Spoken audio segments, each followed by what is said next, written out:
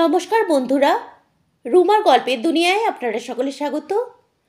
আজ আপনারা শুনবেন সর্বাণী মুখোপাধ্যায়ের লেখা উপন্যাস বসন্তবেলা। এই উপন্যাসটি আমি দুটি পর্বে ভাগ করে আপনাদের শোনাবো। আজ শুনবেন প্রথম পর্ব। আপনারা যারা এখনও আমার চ্যানেলটিকে সাবস্ক্রাইব করেননি, তাদের কাছে আমার একান্ত অনুরোধ, তারা আমার চ্যানেলটিকে সাবস্ক্রাইব করে নেবেন। এখন শুরু করছি বসন্তবেলা উপন্যাসের প্রথম পর্ব। গল্প পাঠে আমি রুমা। কি বলছেন? আপনি কি বলছেন? ঠিকই বলছি। কি করছেন? এটা করছেন কি আপনি? ঠিকই করছি, এটা আমার অনেক আগেই করা উচিত ছিল। ছাড়ুন, ছাড়ুন, ছাড়ুন বলছি, নইলে তুমি কি করবে? বলো বলো বলো। লালচে চওড়া কবজির সবল মুঠি, তাতে শক্ত করে ধরা থরথরে একখানা দুবলা কালো হাত। অবিশ্বাস্য বিস্ময়, লজ্জা আর ভয়ে ভিজে উঠে তিত্তিরিয়ে কাঁপছে অসহায় বন্দিনী হাত। ছাড়ানোর জন্য জোরটুকু পর্যন্ত খাটাবার ক্ষমতা নেই। সেই অক্ষমতাই নিরুপায় ফোঁপানি হয়ে বেরিয়ে এলো। কি বলবো? আমি যে কখনোই কিছু বলতে পারি না, কিছুই করতে পারি না, সেটা অন্য সবার মতো আপনিও খুব ভালো করেই বুঝে ফেলেছেন। আর সেজন্যই এভাবে আমাকে আপনি... আর বলে উঠতে পারল না, কথা জোগালো না মুখে। এতগুলো কথাই কি আজ পর্যন্ত জীবনে কাউকে বলতে পেরেছে? এই প্রথম। তামাশা, পরিহাস আর অপমান, এই তিনের জ্বালা নিরুপায় ক্ষোভে দু চোখ ছাপিয়ে ঝরঝরিয়ে উপছে পড়ল। ভিজিয়ে দিতে লাগলো কালো মুখ, কালো গাল, বুকের কাপড়। চেয়ে চেয়ে দেখছিল আগুন রঙের সুদর্শন পুরুষ। চোয়াল শক্ত হয়ে উঠল তার, জ্বলে উঠল গাঢ় খয়েরি রঙের মণি। রাগে টকটকে হয়ে উঠল গোটা শরীর। কঠিন গলায় চিরে চিরে বলল, আর সেই জন্যেই তোমাকে নিয়ে আমি এভাবে খেলা করছি না? এতদিন ধরে আমায় দেখেও আজ এখন এ কথাটাই তোমার মনে হলো? গনগনের আগে তপতপে হয়ে উঠল প্রবল পুরুষ। তার আঁচে সত্যি সত্যি পুড়ে যাচ্ছিল কালো মেয়ে। আরও কালচে, আরও ভীরু হয়ে নিজের মধ্যে গুটিয়ে গেল সে। ঠিক আছে, যাও যাও, চলে যাও। এক ঝটকায় ছেড়ে দিল কালো সরু হাত। বলে দিল, এরপর আর কিছু বলার নেই আমার, দরকারও নেই।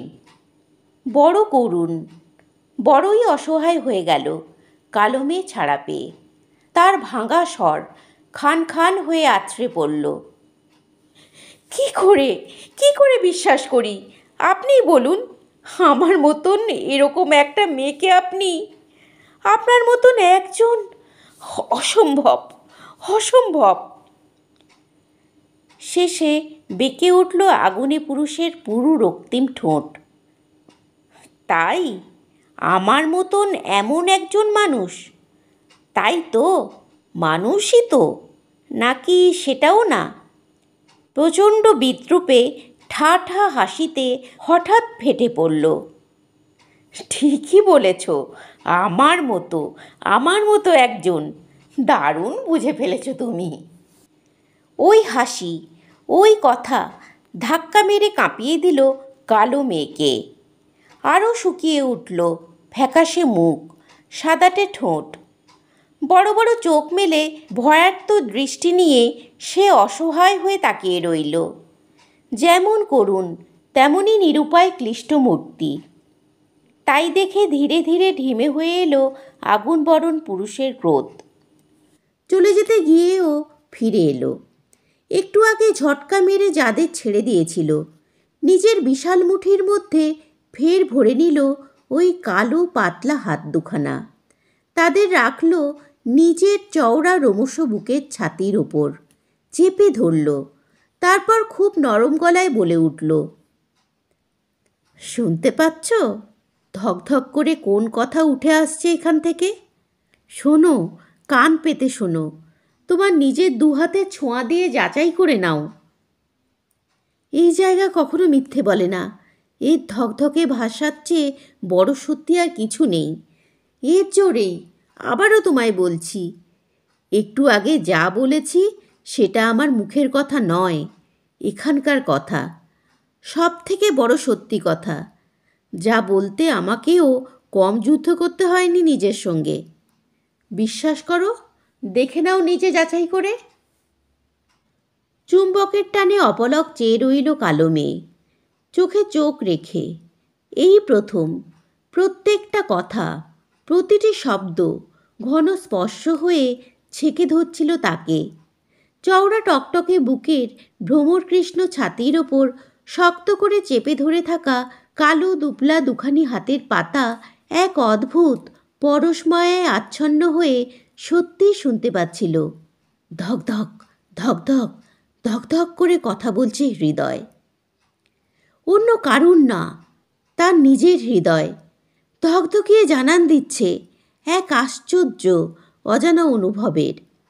এই প্রথম 30টা বছরের ধূসর হতশ্রী জীবনে এই প্রথম নিজের সম্পূর্ণ অজান্তে করে বসলো এক চরম অসম্ভব কাজ। চোখ বুজে মাথা রাখল ওই বুকে। এই প্রথম এক অজানা অচেনা এক গা শিউরানো আবেশে কেঁপে কেঁপে উঠতে লাগলো। এই প্রথম 30 বছরের গোটা জীবন ধরে বড় নিঃশব্দে, বড় কষ্টে, বড় একলা হয়ে যে গ্লানির কান্না চেপে রেখেছিল অসুন্দর কালো মেয়ে, সেই মেয়ে আজ প্রবল সুখে আর অসহ্য আনন্দে এক পরপুরুষের বুক ভাসিয়ে হু হু করে কেঁদে চলল। এই প্রথম আর প্রবলভাবে তাকে নিজের মধ্যে ভরে নিল বিশাল চেহারার আগুনরঙা পুরুষ। দুই হাতে তাকে বুকের সঙ্গে মিশিয়ে সাপটে নিল বলিষ্ঠ মানুষটি। আড়াল নয়, আবডাল নয়, খাঁ খাঁ দিনের প্রচণ্ড দুপুর। মাথার ওপর জ্বলন্ত রক্তচোখের সৌরসাক্ষী দুর্দান্ত সূর্য। খোলা ছাদের নিস্তব্ধ বিস্তারে একে অপরে মগ্ন আশ্চর্য অমিলের দুই নারী পুরুষ। এক হয়ে দাঁড়িয়ে দুজন পরস্পরকে আঁকড়ে, রক্তিম ছটার বর্ণময় সফল পুরুষ আর রংহীন ম্যাড়ম্যাড়ে মলিন ব্যর্থ বিফল নারী, বৈশ্যানর আর বনবিথি। এই প্রথম এতকালের এলেবেলে বনা থেকে অসংখ্য সূর্যের আলোয় গড়া গরিমার চূড়ামণি তাজ পরা সম্রাজ্ঞী বনবিথি। শুধুই বনবিথি নয়, অতল বিস্ফোরণের খাত থেকে উঠে আসা বনবিথিকা। এই প্রথম গাড়িতে যেতে যেতে অন্যমনস্ক চোখে শহরটাকে দেখছিল মৈত্রেয়ী। জন্ম কর্ম সব এখানেই, কিন্তু দেখতে দেখতে কেমন অচেনা হয়ে গেল এতকালে চেনা কলকাতা। বিশাল বিশাল হাই রাইজ, টুকরো টুকরো খাঁচার টুনটুনির ফ্ল্যাট, সেখানে একটি কি বড়জোর দুটি ছানা। সকাল থেকে শুরু রেসের ঘোড়দৌড়। চাই চাই আরও চাই, আকাশ ছোঁয়া চাহিদা আর কুতুব মিনারের থেকেও উঁচু আকাঙ্ক্ষা, যার গালভরা ইংরেজি নাম অ্যাম্বিশন। ভাগ্যক্রমে এই দুটোর কোনোটাই নেই মৈত্রেয়ীর। প্রথম থেকেই ছিল না। সম্পর্ক যখন স্বাভাবিক ছিল তখন শান্তনু বলতো, তা থাকবে কেন? না চাইতেই যে বাবার দৌলতে জন্ম থেকেই সব কিছু পেয়ে গেছো, তাহলে আর র্যাট রেস অ্যান্ড হাই অ্যাম্বিশনের দরকারটা কি? টাই বাঁধার জন্য কাছে এগিয়ে আসা শান্তনু ইচ্ছে করে আরও কাছে ঘনিয়ে আসত। মুখ নামিয়ে ঝট করে আলতোভাবে ছুঁয়ে যেত মৈত্রেয়ীর ঠোঁট। এর বেশি কিছু সময় নেই। অফিসের জন্য দৌড়ে তাহলে পিছিয়ে পড়বে। টাইয়ের নট বাঁধতে বাঁধতে মৈত্রেয়ী বলতে যেত, তা নয়, আমার মধ্যেই ওই ব্যাপারটা নেই। তাহলে কি সেধে তোমার ঘরে আসতাম? কিন্তু এ কথা বলা যায় না। তাছাড়া যাকে বলবে তা শোনার সময় কোথায়? সে তো দুধ দাঁড়িয়ে অফিসের গাড়িতে গিয়ে উঠে বসেছে ততক্ষণে। মৈত্রেয়ী তবু তাকেই বলতে থাকে নিজের মনে, পয়সাওয়ালা বাবার একমাত্র মেয়ে মানেই সব কিছু পেয়ে যাওয়া নয়, তার বাইরেও কিছু থাকে। সেটা বোঝার মতো পদার্থ যাদের মধ্যে থাকে তারা নিজের ভেতর থেকেই ও দুটোকে এড়িয়ে চলে। তার জন্য বড়লোক বাবা থাকার দরকার হয় না। গাড়ি ছুটছে, মলের পর মল। এখন এই এক নতুন গয়না হয়েছে এ শহরের। ঢেলে সাজছে, মানাচ্ছে কি না সেটা জানার বা বোঝার প্রয়োজন নেই কারুরই। মৈত্রী ঝুঁকে দেখছিল। শান্তনুর সঙ্গে গেছেও অনেকবার এই সব পেয়েছির দেশে। সবসময় আলোয় ঝলমল, দোকান, রেস্তোরাঁ, সিনেমা হল, কি নেই। আর আছে দামি দামি ব্র্যান্ডের জামা কাপড় পরা গুচ্ছ গুচ্ছ মডার্ন ছেলেমেয়েরা। তাদের দেদার খরচ করা কলকলে হাসি আনন্দ দেখলে কেউ বুঝতে পারবে না এই দেশেরই কত মানুষ দুবেলা পেট ভরে খেতে পায় না, নিজের নামটাও লিখতে জানে না। এই একই বয়সের লক্ষ লক্ষ ছেলে মেয়ে তাদের শিশুবেলা, তাদের যৌবনের আনন্দ বাধ্য হয়ে বেচে দিয়েছে দুমুঠো ভাতের জন্য। বুড়ো হয়ে গেছে এক লাফে। শান্তনু এসব শুনলে প্রচণ্ড রেগে যেত। আচ্ছা মহিলা তো, ভালো থাকতে ভালো লাগে না?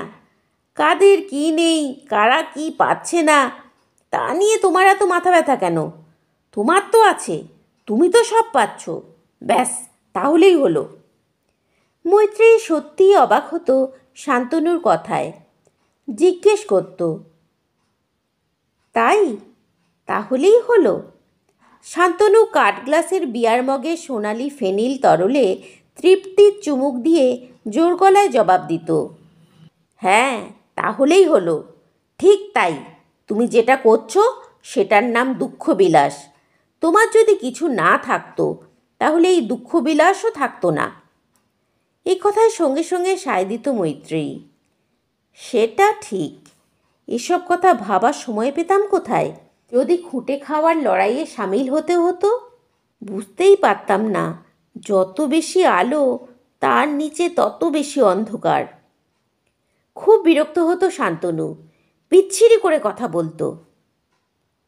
বাজে বকা থামাবে? কিছু বলার না থাকলে চুপ করে থাকো, আমার মুড অফ করো না। এনজয় করতে জানে না, ভোগ করতে জানে না, শুধু বড় বড় বকুনি। এই জন্যেই দিনে দিনে এইরকম সেক্সলেস নান হয়ে যাচ্ছে। প্রচণ্ড ধাক্কা পড়ত মৈত্রেয়ের বুকের ঠিক মধ্যিখানে। মার খাওয়া যন্ত্রণার গলায় বলে উঠত, এসব কি বলছো তুমি? একটুও বাজছে না তোমার মুখে? শান্তনু মুখ বিকৃত করে আরও অভব্য হয়ে উঠত। না, বাজছে না, যা বলছি ঠিকই বলেছি। বাইরে যতই চকচকে দেখাক, ভেতরে ভেতরে তুমি ফোঁফড়া। You cannot turn a man on, at least not me. অন্য কারোর সঙ্গে কী করছো বা করতে পারছো কি না তা আমার জানার দরকার নেই, বুঝেছ? বুঝেছিল, আর বুঝিয়েও দিয়েছিল মৈত্রেয়ী তার এক নম্বর স্বামীটিকে। সেই দিনই ঘর আলাদা করেছিল। অনেক চেষ্টা করেছিল শান্তনু সমঝোতা করতে। অবাক হয়ে দেখল কিছুতেই টলানো গেল না তার নরম সরম বউকে। উল্টে শাসানি দিল, বেশি জবরদস্তি করলে এবার আমাকে বাড়িও আলাদা করার কথা ভাবতে হবে। তুমি তো জানো আমার না হোক আমার বাবার সে ক্ষমতা আছে। একদম চুপ মেরে গিয়েছিল শান্তনু। খুব ভালো করেই সেটা জানে। এও জানে এখন যে বাড়িতে ঘর আলাদা করলো তার স্ত্রী, সেটাও তার ওই বড়লোক বাবারই বাড়ি। যতই রাগ হোক, শান্তনু বাগচি বুদ্ধিমান মানুষ, আর ঘাঁটালো না এই নিয়ে। বরং ভালোই হলো, এক বিছানায় শোয়ার চার্ম তো চলে গেছে বহুদিন আগেই। একটা সামাজিক অভ্যেস ছিল, সেটারও আর বালাই রইল না। শরীরের জন্য শান্তনু বাগচির স্ত্রীর প্রয়োজন হয় না, তার জন্য অজস্র জানলা দরজা খোলা আছে। মতের অমিল ছিল বরাবরই, কিন্তু সেটা বুঝতে অনেক সময় লেগেছিল মৈত্রেয়ীর। শান্তনু বাগচি বুঝতে দেয়নি ইন্ডাস্ট্রিয়ালিস্ট অর্ণব চৌধুরীর একমাত্র মেয়ে মৈত্রেয়ী চৌধুরীকে। ইঞ্জিনিয়ার, মধ্যবিত্ত ঘরের ছেলে শান্তনু বাগচির প্রথম উচ্চাকাঙ্ক্ষা অথবা অ্যাম্বিশনের নাম অর্ণব চৌধুরীর জামাই হওয়া। তার ওপর উপরি পাওনা মৈত্রেয়ী সুঠাম সুশ্রী চেহারা। প্রেমে না পড়ার তো কিছু নেই, দরকার ছিল প্রেমে পড়ানোর। সেটা খুব ভালোভাবেই করে উঠতে পেরেছিল শান্তনু। ভালো ছাত্র, ভালো স্পোর্টসম্যান, ভালো বক্তা, ডিবেটে একচেটিয়া জেতা শক্তপোক্ত ছেলেটির প্রেমে হাবুডুবু খাচ্ছিল মৈত্রেয়ী। পরে, অনেক পরে বুঝতে পেরেছিল ওটার নাম প্রেম নয়, ওটার নাম আসলে দুর্বার সেক্সুয়াল অ্যাট্রাকশান, সোজা কথায় হরমোনাল সিক্রেশন। শান্তনু বাগচি নামের ছেলের জন্য ভোগবাসনার অদম্য আকর্ষণ। কার জন্য কখনকার যে এটা হয় কেউ বলতে পারে না। হয়তো প্রথমে যে রূঢ়তাকে পৌরুষ ভেবে গর্ব হতো, পরে সেটাই এমন অসহ্য অশালীন মনে হতো কেন? যে চৌকস কথাবার্তা পুরুষালী স্মার্টনেস বলে এত ভালো লাগতো, পরে সেটাকে দাম্ভিক ঔদ্ধত্য বলে পদে পদে ধাক্কা লাগতো কেন? যে খোলামেলা ব্যবহারে দিলদরিয়া বলে মুগ্ধ হতো, পরে সেটা সাজানো দেখুনদারি আর মেকি ঠেকতো কেন? কিন্তু ততদিনে শিল্পপতি অর্ণব চৌধুরীর সবেধর নীলমণি একমাত্র মেয়ে শান্তনু বাগচির স্ত্রী মৈত্রেয়ী বাগচি হয়ে গেছে। শ্যামলাল, দাঁড়াও দাঁড়াও, এখানে গাড়ি রাখো একটু। ড্রাইভারকে হঠাৎই হুকুম দিল মৈত্রেয়ী। স্পিডে চলতে চলতে হঠাৎ ক্যাচ করে পুরো ব্রেক চেপে দিল শ্যামলাল। নিজে ড্রাইভ করে মৈত্রেয়ী, জানে এমন দুম করে হার্ড ব্রেকে যখন তখন বাজে অ্যাক্সিডেন্ট হয়ে যেতে পারে। পিছনের গাড়িগুলো গালাগাল দিতে দিতে বেরিয়ে গেল, কিন্তু কোনো দিকে তখন হুঁশ নেই মৈত্রেয়ীর। সে অসম্ভব অবাক হয়ে তাকিয়েছিল সামনের বিরাট মলের দিকে। সাহেবের মতো টকটকে রং এক দারুণ সুন্দর পুরুষের সঙ্গে বেরিয়ে আসছে তার পাশের বাড়ির কালো মেয়ে বনা। ওই দুর্দান্ত হ্যান্ডসাম মানুষটিও যথেষ্ট চেনা মুখ, দেখেছে অনেকবারই, পরিচয়ও জানে। তার সঙ্গে এখানে একলা এভাবে বনা। এই প্রথম পাশের বাড়ির তুচ্ছ তাচ্ছিল্যের মুখচোরা অতি সাধারণ মেয়েটাকে এভাবে দেখে নিজের চোখ দুটোকেই বিশ্বাস করতে পারছিল না মৈত্রেয়ী। বনাও দেখতে পেয়েছিল। ফুটপাত ঘেঁষে হঠাৎ করে দাঁড়িয়ে পড়া চেনা গাড়িতে বসা মৈত্রেয়ীকে। কী কুক্ষণে যে বৈশ্যানর ব্যানার্জির চাপে পড়ে বাড়িতে মিথ্যে কথা বলে বেরিয়ে এসেছিল। কি করবে এখন? গাড়িটা আবার স্টার্ট দিয়ে বেরিয়ে গেল। একটা হাত তুলে কি ওর উদ্দেশ্যেই নাড়ল মৈত্রেয়ীদি? জানে না, ভয়ে কাঠ হয়ে দাঁড়িয়ে পড়েছিল। বৈশ্যানর ওর অবস্থা দেখে অবাক। হঠাৎ কি হলো? এভাবে দাঁড়িয়ে গেলে যে? কথা বলতে পারছিল না বনা। আঙুল তুলে চলে যেতে থাকা লাল অডি গাড়িটাকে দেখালো। বুঝতে পারছিল না বৈশ্যানর। জিজ্ঞেস করল, কি কি হয়েছে? ঢোক গিলে শুকনো গলায় বনা বলল, মৈত্রীদি দেখল। হো হো করে হেসে উঠল বৈশ্যানর ব্যানার্জি। তোমাদের পাশের বাড়ির ওই সুন্দরী বড়লোক মহিলা? ভালোই তো, কথাটা এবার নিজে নিজেই ছড়িয়ে যাবে, তোমাকে আর কষ্ট করে জানাতে হবে না। ভয়ে চোখ দুটো বিস্ফারিত হয়ে গেল বনার। ভাঙা স্বরে বলে উঠল, কি বলছেন আপনি? আমার অবস্থাটা কি হবে ভাবতে পারছেন? আপনি জানেন না আমি কিভাবে থাকি? অভিমানে গলাটা ধরে এলো। বৈশ্যানর এবার কটকটে দিনের আলোয় একগাদা লোকের মধ্যে ওর কাঁধে হাত রাখল। গাঢ় গলায় বলল, তোমার অবস্থাটা তোমাকে নিজেকেই পাল্টাতে হবে বিথিকা। আর বেশি দিন তোমাকে ওভাবে ওখানে থাকতে হবে না। আমি তো বলছি, আমি নিজে কথা বলবো তোমার বাবা আর দাদাদের সঙ্গে। একই সঙ্গে ভীষণ ভালো লাগা আর তেমনি ভয়ে শিউরে উঠল বনা।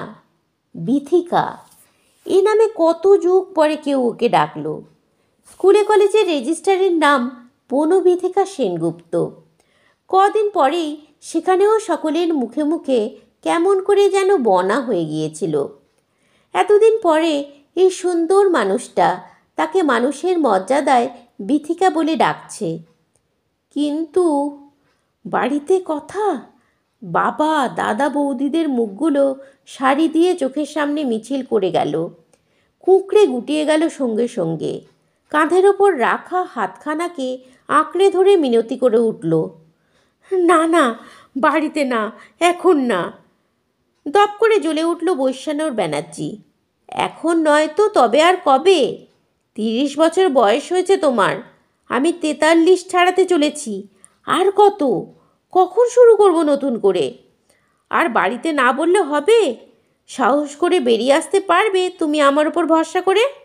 পারবে না, আমি জানি তুমি পারবে না।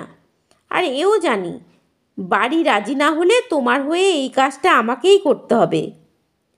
বনার কাতর মুখের দিকে তাকিয়ে হঠাৎ ঝরঝর করে হেসে উঠল বৈশ্যানর। হারে, এত ভয় পাওয়ার কি হলো? আমি তো আছি, চলো, এখন তো বাড়ি চলো। চোখের জল আড়াল করতে মাথা নিচু করল কালো মেয়ে। কানের মধ্যে অসংখ্য ভোমরার গুঞ্জন। আমি তো আছি, আমি তো আছি, আমি তো আছি তোমার জন্য। বুকের ভেতর ঢেউয়ের পর ঢেউ তুলছে কথা কটা। এমন কথা 30 বছরের হেলাফেলা জীবনে এই প্রথম। মুখ নিচু করেই বলল, একটু দূরে নামাবেন, বাড়ির সামনে না। বৈশ্যানর ব্যানার্জি গাড়ির দরজা খুলতে খুলতে কড়া চোখে তাকালো। গম্ভীর গলায় বলল, উঠে বসো, যেটা করা উচিত সেটাই করব। তোমার অত ভাবতে হবে না, আমার উপর ছেড়ে দাও, আমি তো আছি। আবার আবার সেই শরীর মন আবেশ করা আশ্বাস। সিটে শরীর এলিয়ে দিল বনা। আর পাচ্ছিল না, যা হওয়ার হোক, পাশে তো আছে একজন। তাকিয়ে একবার দেখল বৈশ্যানর। বুঝতে পারছিল কি ভীষণ ধকল যাচ্ছে মেয়েটার মধ্যে। মায়া হলেও কিছু বলল না। ওকে এখন শক্ত হতে হবে বাড়ির সবার সামনাসামনি করার জন্য। গাড়িতে স্টার্ট দিল বৈশ্যানর ব্যানার্জি। নিজের বাড়ির বারান্দায় দাঁড়িয়ে অপেক্ষা করছিল মৈত্রেয়ী। মনে মনে সমানে বলছিল, তাই যেন হয়, তাই যেন হয়। তাই হলো। পাশের বাড়ির একদম সামনে এসে দাঁড়ালো কালো রঙের ফোর্ড। ড্রাইভিং সিটের দরজা খুলে বেরিয়ে এলো সেই রাঙা সুদর্শন মানুষটি। সাহেবি কায়দায় ঘুরে ওধারে গিয়ে পাশের সামনের দরজা খুলে দিল। নেমে এলো বনা। চোখ তুলে ওপর দিকে তাকাতেই চোখাচোখি হয়ে গেল মৈত্রেয়ীর সঙ্গে। হাসল মৈত্রেয়ী, মাথা নাড়ল ওর দিকে হাসি মুখে চেয়ে। কিন্তু ভীরু খরগোশের মতন দৌড়ে বাড়ি ঢুকে গেল বনা। মৈত্রেয়ী দেখল পাশের বাড়ির বারান্দায় এক এক করে জড়ো হচ্ছে বিভ্রান্ত মানুষগুলো। হাঁ হয়ে হতভম্ব সবাই, বিশেষ করে বাড়ির 2 বউ। বিশ্বাস করতে পারছে না যা এইমাত্র দেখে উঠল। আর এদিকে তাদের দিকে তাকিয়েই এক মুখ হেসে হাত নাড়ল সুন্দর মানুষটি। হাঁক দিয়ে তাদের আরও হতবাক করে বলে উঠল, বিথিকাকে নামিয়ে দিয়ে গেলাম, ওর সঙ্গে আমার একটু দরকার ছিল। খুব শিগগিরই আসছি, আপনাদের সঙ্গেও দরকার আছে। শুধু ও বাড়ি কেন, পাড়ার অন্য বাড়িগুলোর বারান্দাতেও এসে দাঁড়িয়েছে বাসিন্দারা। মৈত্রেয়ী পরিষ্কার বুঝতে পারছে, তারাও হজম করতে পারছে না অবিশ্বাস্য এমন দৃশ্যটা। খুব হাসি পাচ্ছিল মৈত্রেয়ীর। বয়স 56 হলেও কি হবে, লোকে বলে দেখায় 36, আর ও নিজে মনে মনে এখনও 26, এবং সেরকম সময় বিশেষে কখনো 16। রোগিণ উল্লাসে নিজের মনেই বলে উঠল, বিথিকা, বিথিকা, বনু বিথিকা, যেমন রূপবান পুরুষ তেমনি সুন্দর রুচি। সকলে তো বটেই, এমনকি মৈত্রেয়ী নিজেও তো ভুলে বসেছিল এমন চমৎকার নামটা। হতশ্রী কালো মেয়ের ওই বনাই যথেষ্ট। সকলেরই মনের মধ্যে এটা একেবারে গেঁথে বসেছিল। আর হ্যাঁচকা টানে বনার গুটিপোকা থেকে বনবিথিকাকে বের করে আনলো যে মানুষ, তাকে নীরবে শ্রদ্ধা জানালো মৈত্রেয়ী। আর তখনই ওকে প্রচণ্ড অবাক করে দিয়ে ওর দিকে তাকিয়ে পরিচিতের মতো হাসল মানুষটি।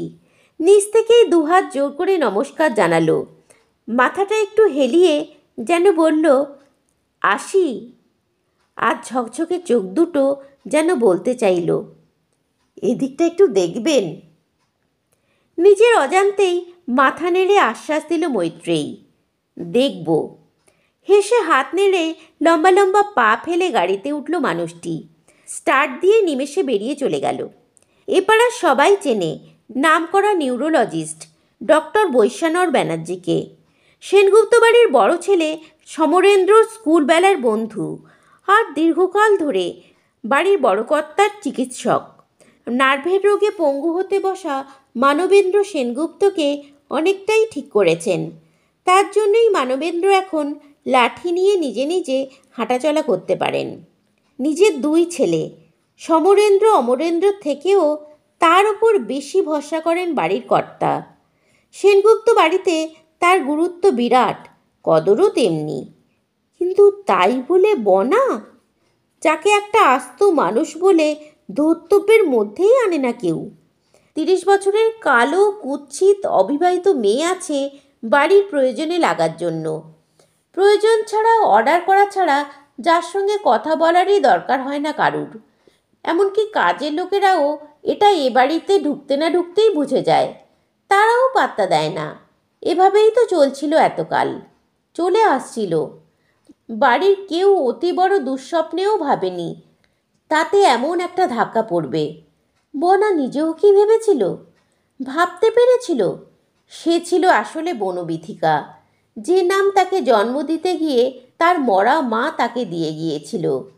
সেই নাম তাকে এতকাল পরে তাকে ফিরিয়ে দেবে কোনো পুরুষ? বৈশ্যানর ব্যানার্জির মতো রূপবান, বিত্তবান, সব দিক থেকে চূড়ান্ত সফল এক পরপুরুষ, যার এখনও ডিভোর্স হয়নি, যে এখনও লিগালি অন্য এক মহিলার স্বামী, যে একদিন বনবিথিকাকে বড় আদরে, বড় নিজের করে ডাক দেবে বিথিকা। মস্ত বড় হল ঘরে দাঁড়িয়ে জানালায় চোখ কান লাগিয়ে মৈত্রেয়ী একটা প্রচণ্ড অনৈতিক কাজ করছিল। সেনগুপ্ত বাড়ির খাওয়ার ঘরে ফ্যামিলি মিটিং বসেছে, যে ঘর এই জানালা দিয়ে পরিষ্কার দেখা যায়, আর ইচ্ছে করলে সেখানকার কথাবার্তা শোনাও যায়। 56 বছরের মৈত্রেয়ী চৌধুরী 16 বছরের মেয়ে হয়ে জেনে বুঝে এই কর্মটি করছিল, যেটা ও কখনো চিন্তাও করতে পারত না। অন্য কারুর এই কুরুচিকে ঘেন্না করে নাক কুঁচকে বলে উঠত, হাইলি আনএথিক্যাল। কিন্তু এখন নিজেই নিজেকে আগে থেকেই বলে রেখেছিল, all is fair in love and war. যদিও এই লাভ অ্যান্ড ওয়ারে তার নিজের ভূমিকা কি সে নিজেই জানে না। মৈত্রেয়ী চৌধুরী নিজেকেই বোঝালো, ভদ্রলোককে কথা দিয়েছি না যে দেখব। 3বার বিয়ে করে আর ভেঙে একদম পাকাপাকিভাবে চৌধুরীতে ফিরে এসেছিল মৈত্রেয়ী অনেক বছর আগেই।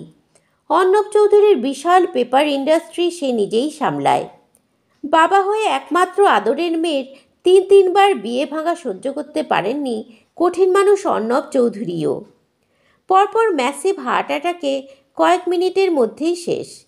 এত বড় বিশাল বাড়িতে পুরনো সব কাজের লোকজন নিয়ে থাকে মৈত্রেয়ী। তারা বাড়িরই লোক হয়ে গেছে। মা তো গেছে জন্মানোর পরেই। এই একটা ব্যাপারে পাশের বাড়ির বনার সঙ্গে তার একটা অদ্ভুত টান তৈরি হয়েছিল। আর কোনো দিক থেকে কোনো মিল নেই, শুধু এইটে ছাড়া। অথচ এই একটা মিলই দুজনকে বড় অদ্ভুতভাবে বেঁধেছিল।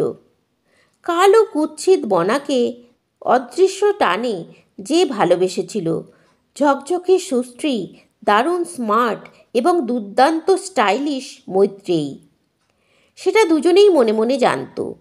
এই একটা জায়গা বনার নিবিড় আশ্রয়। কেবলমাত্র এই একটা বাড়িতে সে নিজের মতন আসত যেত। শুধু সেনগুপ্ত বাড়ি কেন, পাড়ার অন্য কোনো বাড়ি এটা নিতে পারত না।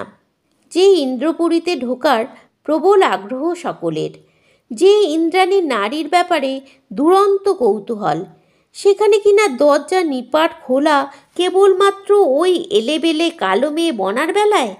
অথচ ওই একই বাড়ির দুই বউ হাজার চেষ্টা করেও মাছি গলা ফাঁক করতে পারেনি। সেখানে অন্যদের ঢোকা তো দূরস্ত, তাই সহ্য হতো না কারুর এই অসম মেলামেশা। বনাকে না আসতে দিলে বনা ছাদ থেকে ইশারায় জানিয়ে দিত তার মৈত্রেয়ীদি বা ও বাড়ির কাজের লোকজনদের, মৈত্রী শটান সেনগুপ্ত বাড়িতে ঢুকে পড়ে হাত ধরে হিড়হিড় করে টেনে নিয়ে যেত। মেসোমশাই, বনাকে আমার কাছে নিয়ে যাচ্ছি বলতে বলতে। তার মেসোমশাইটি আদৌ শুনল কি না তার রেয়াতও করত না। বৌদিরা মনে মনে ফুঁসলেও কিছুতেই কিছু বলে উঠতে পারত না। দাদারা তাদের স্ত্রীদের নালিশে বিরক্ত রাগে বোনকে এই খবরদার যাবি না বলে ধমকানো ছাড়া আর কিছু পেরে উঠত না। কারণ অবধারিতভাবে ঠিক তারপর এক অদৃশ্য ম্যাজিকে এসে হাজির হতো চৌধুরী বাড়ির রাজকন্যা। এক মুখ হেসে তাদের সামনে দিয়ে বনার হাত ধরে টানতে টানতে নিয়ে যেত। অসহায় হয়ে দেখত দুই ভাই, আর পরে তাদের বউদের ঝামটি খেত। বাবাকে বলেও কোনো লাভ হয়নি। তিনি যখন শয্যাশায়ী ছিলেন তখন অর্ণব চৌধুরীর এই মেয়ে তার জন্য প্রচুর করেছে, বনার মারফতেই, বনার বাবা বলেই। আসলে পয়সার চাবুকের কাছে সবাই নিরুপায়। মৈত্রী যখন যেখানে যেভাবে দরকার তখন সেখানে সেভাবে তার এই বিশাল অস্ত্রের প্রয়োগ করেছে। কেবল একটিমাত্র জায়গা ছাড়া, বনা। নিজের সঙ্গে বসিয়ে খাওয়ানো ছাড়া একটা কুটোও কোনো দিন ওর নিজের জন্য দিতে পারেনি। বাড়িতে বোবা হয়ে থাকা বনা তার মৈত্রেয়ী দিকে রীতিমতো ফোঁস করে উঠত। আমি কিন্তু তোমার কাছে আর আসবো না এরকম করলে। মৈত্রেয়ী বুঝতে পারত এটা মিথ্যে শাসানি নয়, সত্যি আসবে না বনা। একটা অতি সাধারণ কালো মেয়ের এই নির্লোভ মন আর আত্মসম্মানকে শ্রদ্ধা করত একেবারে অন্য মেরুর বাসিন্দা মৈত্রেয়ী চৌধুরী। মুখে ঠাট্টা করে বলতো, হ্যাঁ, আমি মরার আগে উইল করে সব তোর নামে লিখে দিয়ে যাব, তখন কি করবি? অনেকদিন চুপ করে শুনে একদিন জবাব দিয়েছিল বনা, আমার মতো কালো কুৎসিত হতভাগা মেয়েদের বিলিয়ে দেব। চোখ ভরে উঠেছিল জলে। স্তব্ধ হয়ে গিয়েছিল মৈত্রেয়ী। আর কখনো এ ঠাট্টা করেনি। হঠাৎই খুব জোর ঠাস ঠাস আওয়াজে চমক ভাঙল মৈত্রেয়ীর। জানলা দিয়ে স্পষ্ট দেখা যাচ্ছে সেনগুপ্ত বাড়ির খাওয়ার ঘর। সবাই ডাইনিং টেবিলে বসা। কাঠগোড়ায় আসামি বনা দাঁড়িয়ে দাঁড়িয়ে বাড়ির কর্তা মানবেন্দ্র বাবুও। রাগে কাঁপতে কাঁপতে তিনিই চটটা মেরে বসেছেন। অত জোরে মেরে বসার ফলে অশক্ত শরীরও আর পাচ্ছে না। কাঁপতে কাঁপতেই ফের বসে পড়ে চিৎকার করে উঠলেন, অলক্ষ্মী অপদ মেয়ে, জন্মের সঙ্গে সঙ্গে মাকে খেয়েছে, তাতেও শান্তি হয়নি, এখন একটা ম্যারিড লোকের সঙ্গে। ছি ছি ছি, মরিস না কেন তুই? যেমন পেতনির মতো চেহারা তেমনি ডাইনি স্বভাব। নয়তো ওরকম একটা হ্যান্ডসাম ছেলে তোকে দেখে মজে, এ কথা আমাদের বিশ্বাস করতে হবে। কি করবে, এই প্রথম ঠিক করতে পারছিল না শক্ত মহিলা মৈত্রেয়ী।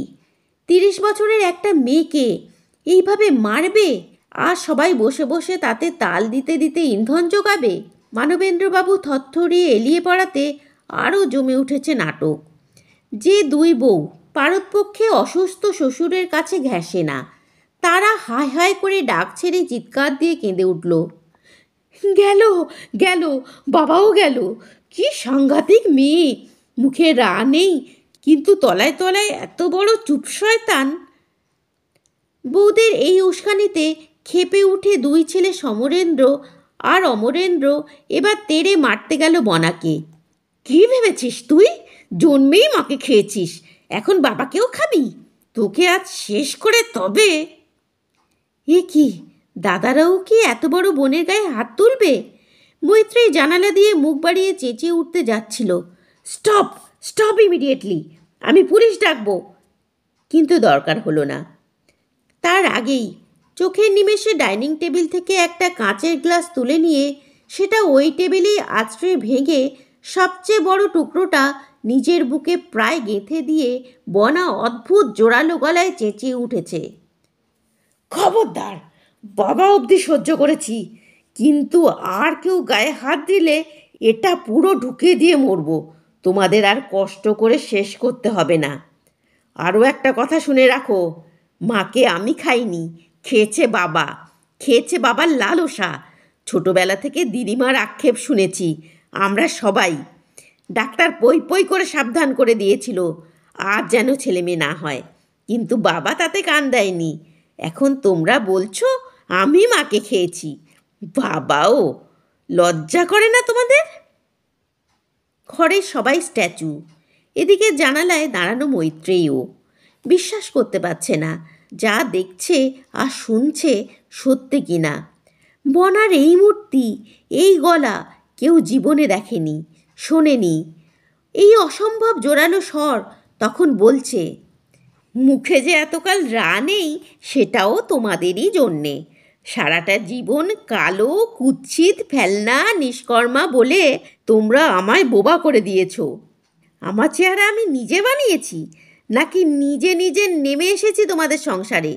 এবার সরাসরি আঙুল তুলল বাবার দিকে। না, উনিই আমাকে এনেছেন সব জেনে শুনেও। তবু একমাত্র আমার ওই অচেনা মাই মরে যেতে যেতেও তার এই কুৎসিত মেখে ভালোবেসেছিল, আদর করে নাম দিয়েছিল বনবিথিকা। সেই মা মরার দায় তোমরা বরাবরের মতন আজও চাপাচ্ছ আমার ঘাড়ে। তোমরা কি মানুষ? আর শেষ কথা, তোমাদের ওই হ্যান্ডসাম ম্যারেড লোক দুনিয়া রূপসীদের বাদ দিয়ে কেন এই ডাইনি পেতনিতে মজেছে সেটাও আমার কাছে একটা বিরাট রহস্য। ক্ষমতা থাকলে তার কাছ থেকেই সেটা জেনে নিও। কল্পনাও করতে পারেনি কেউ, পারেনি মৈত্রেয়ীও। ওই বাড়ির আর সকলের মতো সেও স্তম্ভিত হয়ে দেখল কি প্রচণ্ড তাচ্ছিল্য, ঘেন্না আর অবজ্ঞায় মানুষগুলোকে দু চোখে ঝলসে দিয়ে ভাঙা গ্লাসের টুকরোটা টেবিলে ছুঁড়ে ফেলে ঘর থেকে বেরিয়ে গেল বনা।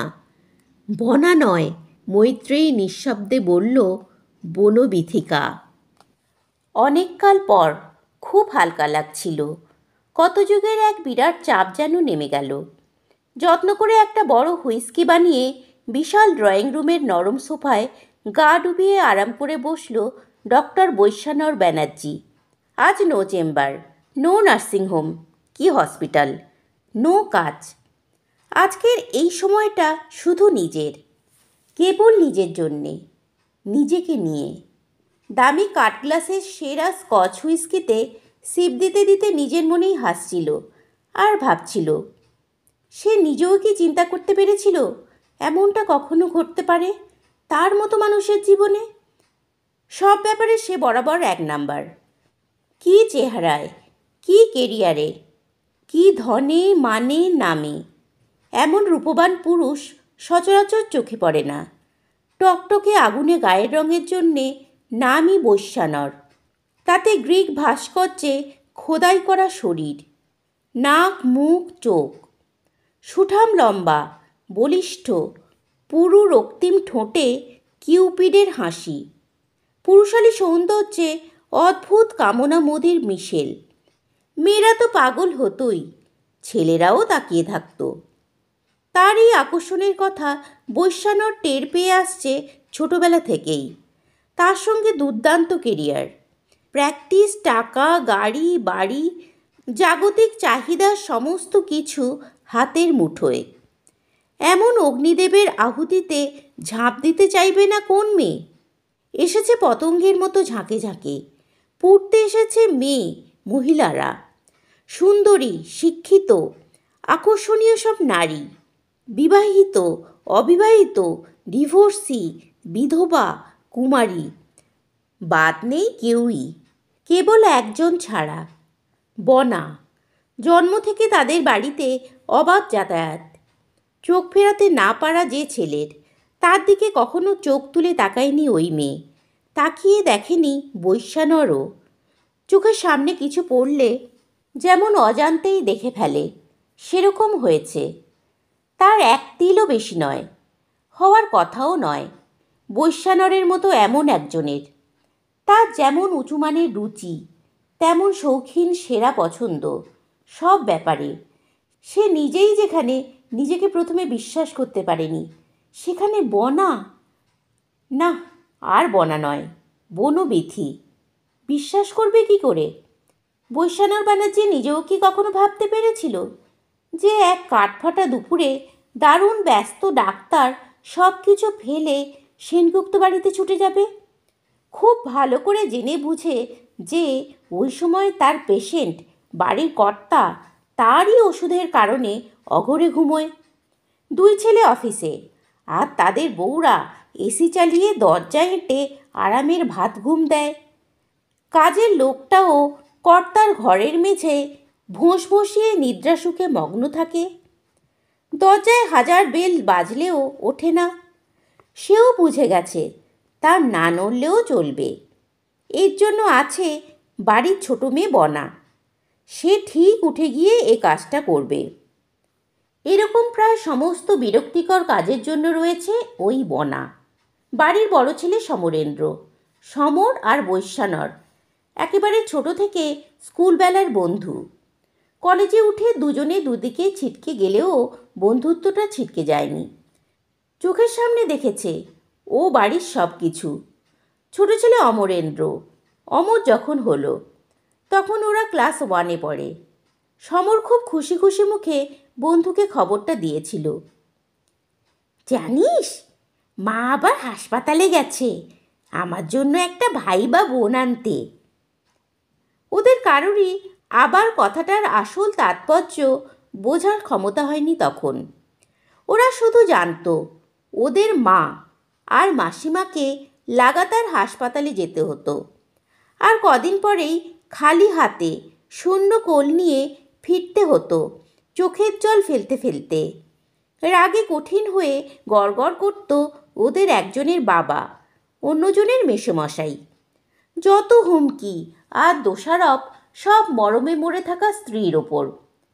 সমরের কথা মতো সে যাত্রা টিকে গেল বলেই বোধহয় ছোট ছেলের নাম দেয়া হয়েছিল অমর, অমরেন্দ্র। আর বনার জন্ম তো চোখের সামনে। তখন প্রায় বছর 14 ছেলে ওরা। স্পষ্ট মনে আছে দিনটার কথা। তুমুল ঝড় বৃষ্টিতে স্কুলে রেনিডের ছুটি হয়ে গেছে। 7 বছরের ছোট ভাই অমরের হাত ধরে শুকনো মুখে বন্ধু বৈশ্যানরের কাছে এসে সমর মিনতি করেছিল, আমাদের বাড়ি চল না, মা আবার হাসপাতালে। একদম খালি খালি লাগছে রে, সকাল থেকে কিচ্ছু ভাল লাগছে না। চোখ নিচু করে মাথা নামিয়ে নিয়েছিল সমরেন্দ্র। তখন অনেক কিছুই বুঝতে শিখেছে ওরা। স্কুলের উঁচু ক্লাস, বয়ঃসন্ধির কাল, তাছাড়া লাইফ সায়েন্সের দৌলতেও কোনো কিছুই আর রহস্য নেই। কিন্তু বাচ্চা ছেলে অমর নিজের খুশির উচ্ছ্বাসে বলে উঠেছিল, মা এবার ঠিক একটা বোন নিয়ে আসবে আমাদের জন্য, দেখিস দাদা। সমর ধমকে উঠেছিল ছোট ভাইকে। বৈশ্বনাথ জানত এই কবছরে আরও অনেকবার হাসপাতালে গেছে ওদের মা, ওর মাসিমা। আর আগের মতোই প্রতিবার বাড়ি ফিরেছে একা, চোখ মুছতে মুছতে। দেখতে দেখতে কি জীর্ণ শীর্ণ হয়ে গেল অমন ভরাট স্বাস্থ্যের মহিলা। কিন্তু বাড়ির কর্তা নির্বিকার। স্ত্রীকে গঞ্জনা দেওয়া ছাড়া আর কোনোই হেলদোল ছিল না এ ব্যাপারে। সমরের কেন সেদিন মাথা নিচু, চোখ নামানো, সেটা ওই অল্প বয়সের দুটো ছেলের মগজে ঢুকলেও নিজের মস্তিষ্কে ঢোকানোর বিন্দুমাত্র চেষ্টা বা ইচ্ছের কোনোটাই ছিল না সেনগুপ্ত বাড়ির জাঁদরেল কর্তা মানবেন্দ্র বাবুর। কিন্তু 7 বছরের বাচ্চা ছেলে অমরের কথা বড় সাংঘাতিকভাবে ফলে গেল। বোন এলো, আকাশ ভেঙে পড়া ঝড় তুফান নিয়ে দুনিয়ায় এলো, আর তাকে এনে দিয়ে সেদিনই দুনিয়া ছেড়ে চলে গেল তাদের মা। সমর অমরের সঙ্গে হাসপাতালে ছুটেছিল বৈশ্যানরও। জন্ম মৃত্যু দুটো ঘটনাই তার চোখের ওপর। এই সেই বনা। কিছুক্ষণ আগে হুইস্কিতে চুমুক দিতে দিতে নিজের মনে হাসছিল যে মানুষ, তার মুখ এখন থমথমে, তপতপে লাল, যেন ছুঁলে রক্ত ফেটে পড়বে। শেষ হয়ে আসা গ্লাসে একসঙ্গে ডাবল পেগ ঢালল বৈশ্যানর, যা সে কখনো করে না। নিজেকেই যেন নতুন করে চেনাচ্ছে। হ্যাঁ, এই সেই বনা। 4 দিন পর যাকে বাড়ি আনা হয়েছিল একা, যাকে ভীষণভাবে মুখ খিঁচিয়ে উঠেছিল তার বাবা। কানা ছেলের নাম পদ্মলোচন। ছাল ছাড়ানো কেলে কাকের বাচ্চার মতো মেয়ে, তার নাম বনবিথিকা। সব কিছু আমার ঘরে ফেলে নিজে তো গেছেই, আর যেতে যেতেও বাহারি নাম দিয়ে গেছে, বাহাদুরি করে, একেবারে হাসপাতালের খাতায়। আচ্ছা, তখনই তো জেনেছিল বৈশ্যানর, কি করে ভুলে গিয়েছিল? এতদিন, এতগুলো বছর সে নিজেও তুচ্ছ অবহেলার বনা ছাড়া আর কিছু ভাবতে চায়নি বলে নিজের কাছেই নিজে মাথা হিট করল প্রবল সফল পুরুষ ডক্টর বৈশ্যানর ব্যানার্জি। নিজের ছোট্ট ঘুপচি ঘরে আলো না জ্বালিয়ে বসেছিল বনা। ভাবতেও পারেনি ওর নিস্তরঙ্গ জীবনে এত বড় এক ঢেউ উঠবে। এত অল্প দিনের মধ্যে হঠাৎই এত বড় একটা ওলটপালট হয়ে যাবে। এমন তার ধাক্কা যে তাতে বট অশ্বত্থের চারার মতো এ বাড়ির নিরেট দেওয়াল ফাটিয়ে বেরিয়ে আসবে বনবিথিকা। শুধু এ বাড়ির নয়, নিজের ভেতরের এতকালের নিরেট অন্ধকারের প্রাচীর চুরচুর করে এভাবে মাথা তুলবে বনবিথিকা। বিশ্বাস হচ্ছিল না নিজেরই। মাত্র কটা দিন আগের দুপুরের ওই ঘটনাটাও বিশ্বাস করতে পারছিল না। এই দুনিয়ায় ওর একমাত্র ভরসার জন মৈত্রেয়ীদিকেও এই নিয়ে টু শব্দ করেনি। একমাত্র মৈত্রেয়ীদি ওকে ও যেমন তাই নিয়েই অকারণেই ভালোবাসে।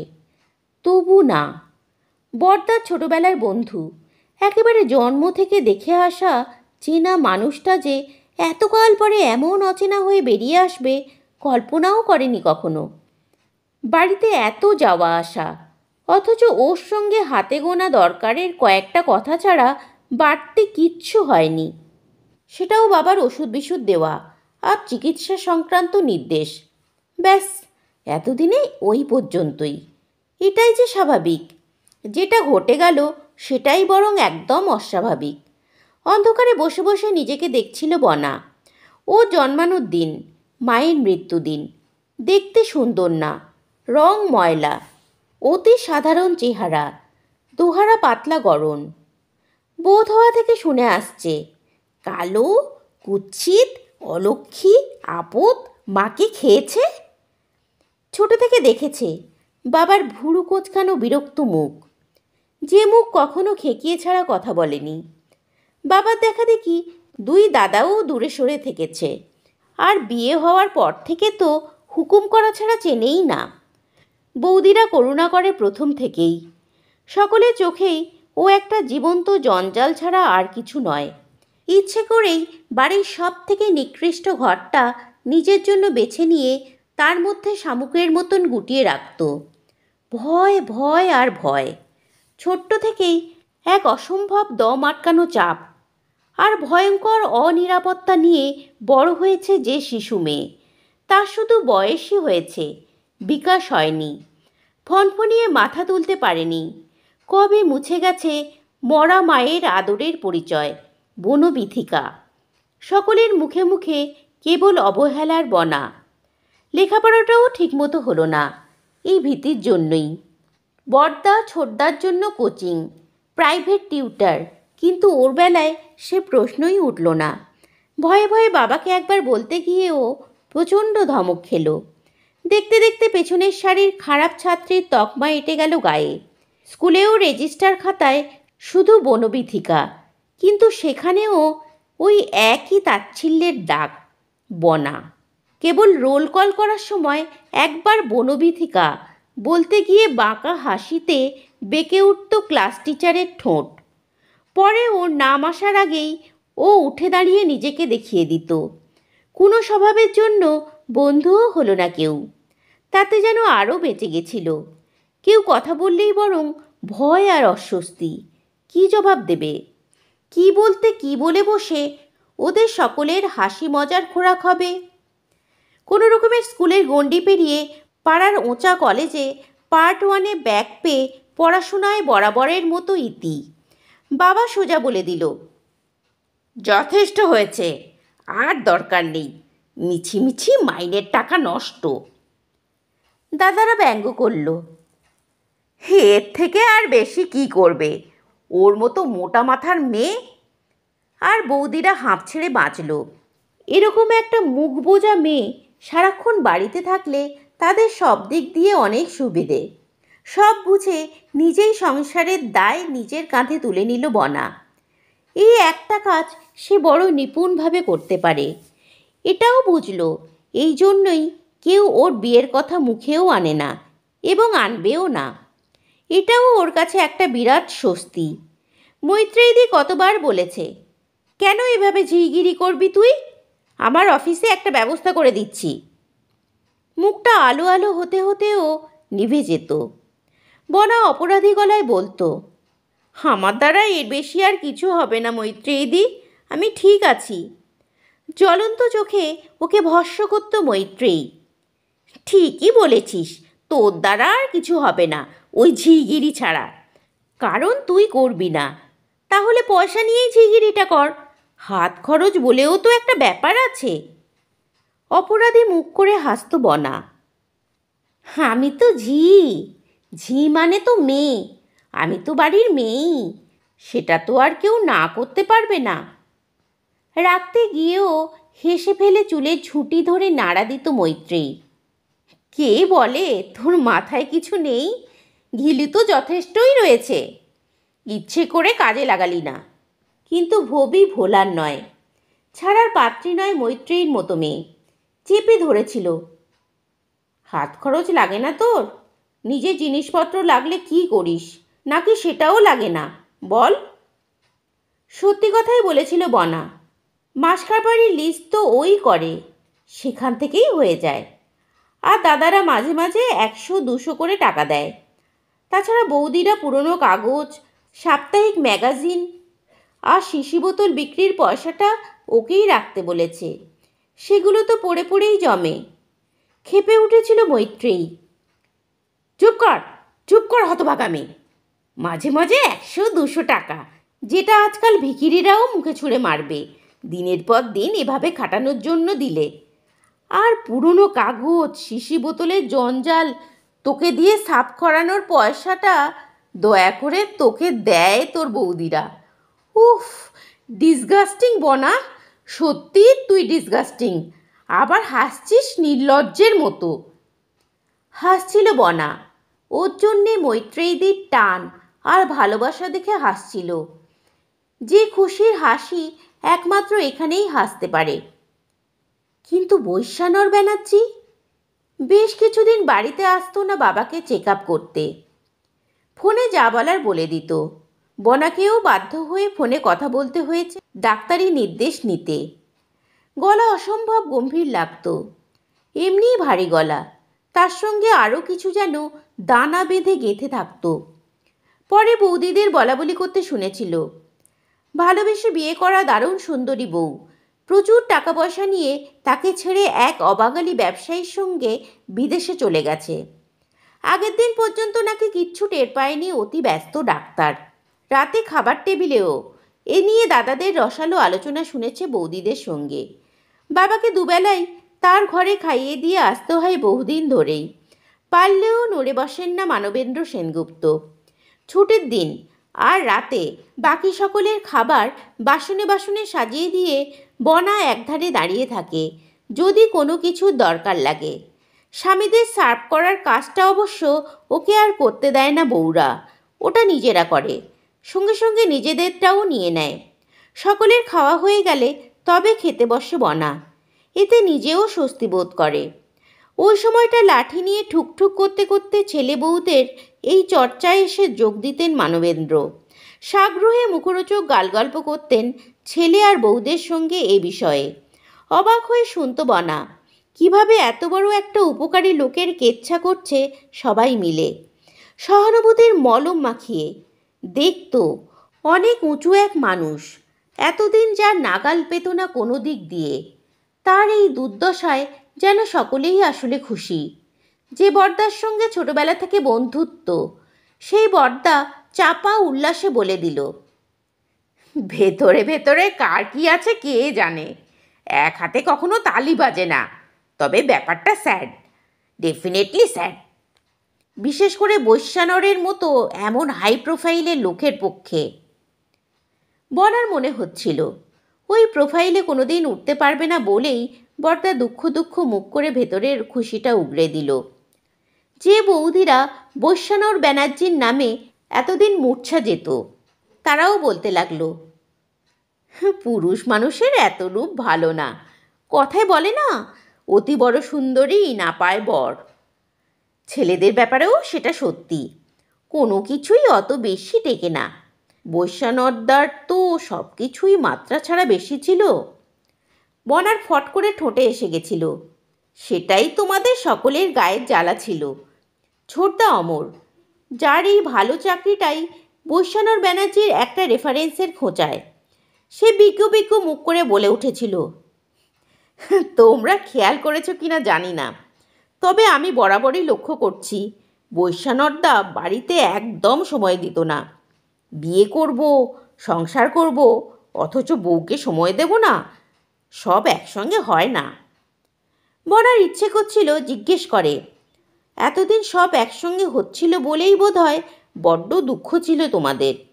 সবচেয়ে অসহ্য লাগতো যখন মানুষটার এত যত্ন, আত্মীর চিকিৎসা আর দীর্ঘ পরিশ্রমে আজ নিজের দুপায়ে দাঁড়ানো বাবা যে সর্বদা বৈশ্যানর বৈশ্যানর করে অস্থির হতো, সে এক নিমেষে ছেলে আর বউদের দলে ভিড়ে লম্বা নিঃশ্বাস ফেলে ফুট কাটছে।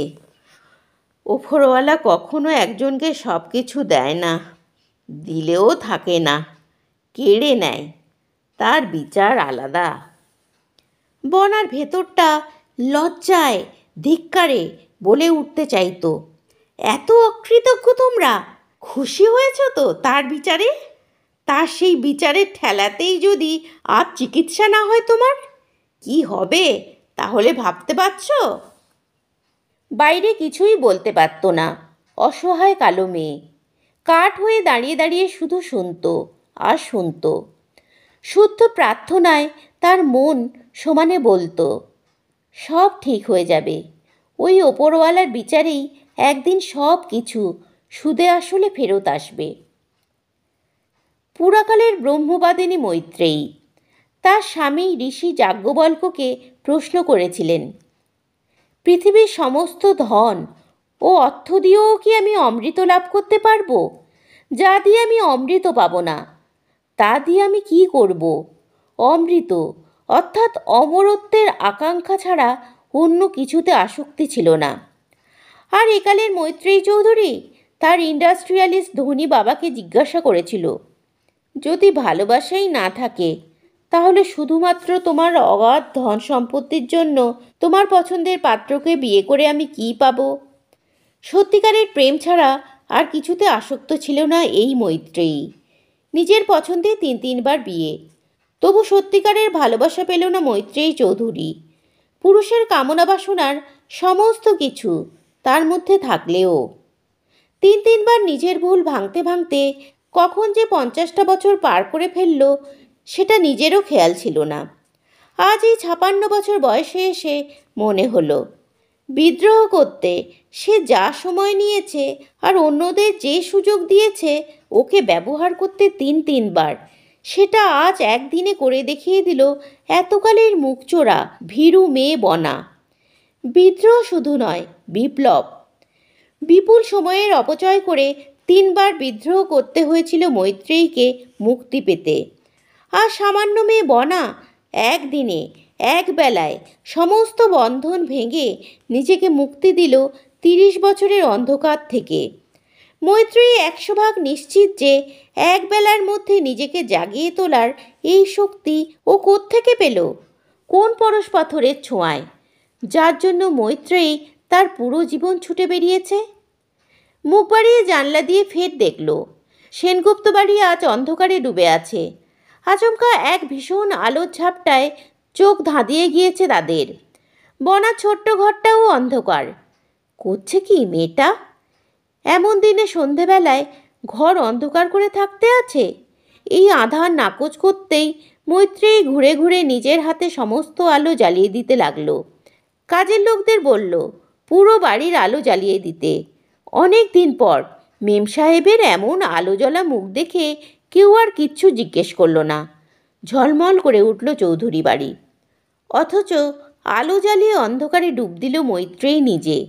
বাইরে ঝলমলে আলো আরও নিকষ করে তুলল ভেতরের আঁধার। তার অতল খাত থেকে উঠে এলো ওরা তিনজন, শান্তনু বাগচি, রাজীব শুক্লা, প্রভাত রে। তিনজনেই বলেছিল ভালোবাসি, তিনজনেই বলেছিল শুধু তোমাকে চাই, তিনজনেই বলেছিল তোমার জন্য সব করতে পারি। তিনবারই বিশ্বাস করেছিল মৈত্রেয়ী, তিনবারই বিয়ে করেছিল বাবার সঙ্গে প্রচণ্ড ঝামেলা করে, তিনবারই বিয়ে ভেঙে দিয়েছিল তিন স্বামীর সঙ্গে দারুণ বিদ্রোহ করে। যতই অশান্তি হোক, যতই বনিবনাতে ঘাটতি পড়ুক, ডিভোর্স দিতে চায়নি কেউই। অত বড় ইন্ডাস্ট্রিয়ালিস্ট অর্ণব চৌধুরীর একমাত্র মেয়ে, রাজকন্যা না থাকলে ভবিষ্যতে রাজত্ব মিলবে কী করে? অথচ স্বামী শান্তনু তো প্রথম থেকেই উৎসুক হয়েছিল কবে শ্বশুরের কোম্পানিতে পাকাপাকি জায়গা করে নেবে। আপাতত অর্ণব চৌধুরীর ঠিক পরের জায়গা, কিন্তু তাতে সবথেকে জোরালো বাধা এসেছিল যার কাছ থেকে, সে মৈত্রেয়ী বাগচি।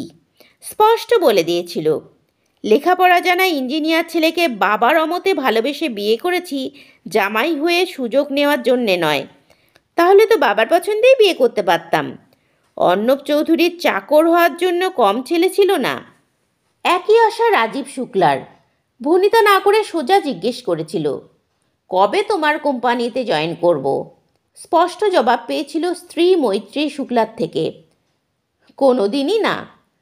ঘুরিয়ে ফিরিয়ে একই আশায় সায়বিয়া নেয় প্রভাত রেও। Why darling, why not? What's wrong in ইট?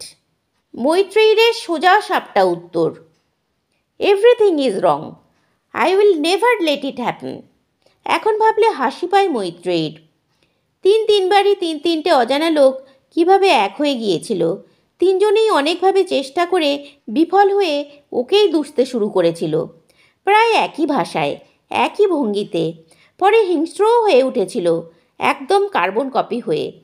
শান্তনু বাগচির মতো দ্বিতীয় স্বামী রাজীব শুক্লাও বলা শুরু করলো, তুমি তো আছো তোমার ফ্যান্টাসি নিয়ে, মরালিটি নিয়ে, মেটেরিয়াল ওয়ার্ল্ড নিয়ে ভাবার তো কোনো দরকার নেই তোমার।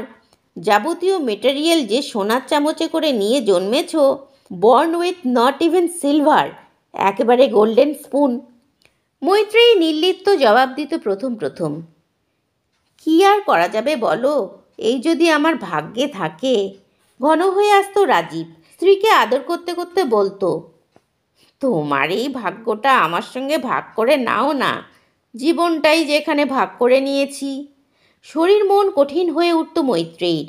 নিজেকে ওই স্বার্থ খোঁজা বাঁধন থেকে জোর করে ছাড়িয়ে নিতে স্পষ্ট কথায় জানিয়ে দিত, সত্যিই যদি জীবনটা ভাগ করে নিতে, তাহলে টাকার ভাগ্য ভাগ করার প্রশ্নই উঠত না। আমি আমার ফ্যান্টাসি আর মরালিটি নিয়ে থাকলেও মেটেরিয়াল ভোগসুখে তোমার তো কোথাও কোনো খামতি থাকছে না। ওই অর্ণব চৌধুরীর দৌলতে তার মেয়ের সঙ্গে গাঁট ছড়াটা বেঁধেছ বলেই। পাশ ফিরে শুতে শুনত সেই একই ক্ষোভের জ্বালা উগড়ে দেওয়া কথা, তুমি কোল্ড, সো কোল্ড। সেটা বাইরে থেকে বুঝবে কোন বেটা, কে জানলে? জ্বালা আরও চতুর্গুণ বাড়িয়ে দিয়ে মৈত্রেয়ী 2 নম্বর স্বামীর সব কথায় পুরো ছেদ টেনে দিত। বিয়ের আগে তুমি ধোয়া তুলসী পাতা হয়ে মিশেছিলে ডিভোর্সি মেয়ের সঙ্গে, তখন তো কোল্ড লাগেনি, বরং খুবই ওয়ার্ম লাগতো। সেটা বোধহয় বড়লোক মেয়ের টাকার ওয়ার্ম। না, তুমি না, আমি বরং ফের বাইরে থেকে বুঝতে ভুল করেছি, আগে জানতে পারিনি। ধরা পড়া চোরের মতন বালিশটা তুলে নিয়ে অন্য ঘরে চলে যেত রাজীব শুক্লা। শান্তনু বাগচির সঙ্গে একটাই তফাৎ রাজীব শুক্লার, যে মৈত্রেয়ীকে নিজে থেকে ঘর আলাদা করতে হয়নি। আর 3 নম্বর হাজব্যান্ড প্রভাদ্রের কায়দাটা ছিল ফটফট করে সরাসরি শ্বশুরের কাছে ঘাসার চেষ্টা। মৈত্রেয়ী আপত্তি করলেই ব্রেন ওয়াশের সূক্ষ্ম কারিগরি চালাতো কথার আগে পিছে তার সাহেবিকে তাই ডার্লিং করে। Darling, why don't you try to understand? যা করছি তোমার ভালোর জন্যই করছি। তুমি তো কোনোদিনই এসবের মধ্যে ঢুকবে না। ফিউচারের জন্য এখন থেকেই আস্তে আস্তে না বুঝে নিলে একদিন দেখবে ইউ আর অ্যাট সি, সব লুটেপুটে নিয়ে যাবে। only for that, only for you, darling. শুনতে শুনতে একদিন আর সহ্য করতে না পেরে মৈত্রী মুখের ওপর বলে বসল, you don't have to do anything for me, better try to do what is good for you. আমার বাবা মরার পরে তার সম্পত্তির কী হবে সে ভাবনা আমার বাবাই অনেক ভালো ভাবতে পারবে। আর আমার বাবা মরার ফিউচারের চিন্তা না করে বরং নিজের ফিউচারের জন্য চিন্তা করো। তবু ডার্লিং ডার্লিং করতে করতে শরীর দিয়ে স্ত্রীকে বাগে আনার চেষ্টা চালিয়ে যাচ্ছিল প্রভাত রে। আর তেতো শক্ত কাঠ হয়ে উঠছিল মৈত্রেয়ী। তাই তারই বাবার মৃত্যু কামনা করতে করতে তাকেই একটা লোক এভাবে ধাক্কা মেরে বুকের উপর থেকে ফেলে দিয়ে উঠে বসে তীব্র গলায় বলেছিল, ভালচার, শকুন কোথাকারের, get out, get the hell out of here. হিংস্র হেসে জামা কাপড় পরতে পরতে প্রভাত রে বলে গেল, যাচ্ছি, কিন্তু তোমাকে এত সহজে ছাড়ছি না। তোমার সঙ্গে এতগুলো দিন নষ্ট করার শোধ পাই পয়সায় তুলে নেব। You frigid woman, you dry piece of log. শুধু ঘর নয়, একেবারে বাড়ি ছেড়েই চলে গেছিল সব থেকে ধূর্ত এই 3 নাম্বার। কিন্তু মুক্তি পায়নি মৈত্রেয়ী। প্রথম আর দ্বিতীয়বারের থেকেও অনেক বেশি দিন ধরে ঝুলে থেকে, অনেক বেশি টানাটানি করে, অনেক বেশি মুক্তিপণ দিয়ে তবে ছাড়া পেয়েছিল। প্রথম স্বামী শান্তনু বাগচি গায়ের জ্বালায় বলেছিল, সেক্সলেস নান। দ্বিতীয় স্বামী রাজীব শুক্লা ওই একই জ্বালায় বলেছিল, কোল্ড, সো কোল্ড। তৃতীয় স্বামী প্রভাত রেও সেই জ্বালাতেই বলেছিল, frigid woman, dry piece of log. আর মৈত্রেয়ী চৌধুরী নিজেকে বলেছিল, ইউ ড্যাম ফুল। ওদের এগুলো বলতে দিতে দিতেই ওদেরই জন্যে এতগুলো বছর নষ্ট করে ফেললে, বুঝলেও না সত্যিকারের ভালোবাসা খুদা কি দেন, ঈশ্বরের দান, সহজে মেলে না। সেই যে সন্ধেবেলায় নিজের ছোট্ট ঘুপচি ঘরে ঢুকে দরজা বন্ধ করেছিল আর বেরোয়নি সেদিন। একসময় ধাক্কা পড়েছিল জোরে জোরে। বৌদিদের কড়া গলা, বাবার খাবার সময় হয়েছে, সে খেয়াল আছে? ওনাকে খাওয়াতে হবে না? বন্ধ ঘরের ভেতর থেকে শক্ত গলায় জবাব এসেছিল, আজ তোমরা কেউ খাওয়াও, আমি পাচ্ছি না। আর অবাক হয়নি বৌদিরা, ডাকেও নি আর কেউ রাতে খাওয়ার সময়েও। সারা জীবনের রীতি ভেঙে এই প্রথম নিজের ইচ্ছেই চলল বনা। বনা নাকি বনবিথিকা? এত সাহস, এই জোর কি বনার কোনো দিন ছিল? বন্ধ ঘরের ভেতর থেকেই টের পাচ্ছিল বাকি সকলের রাতের খাওয়া সেরে নেওয়া হলো। ডাইনিং টেবিলের বাসন নড়াচড়ার আওয়াজ বন্ধ হয়ে একসময় খাওয়ার ঘরের আলোও নিভে গেল। তার মানে সারাক্ষণের কাজের লোক রামুরও খাওয়া সারা। দিনের পর দিন ঠায় দাঁড়িয়ে থেকে সার্ভিস দেওয়া মেয়েটাকে কেউ একবার জিজ্ঞেসও করল না খাবে কি না।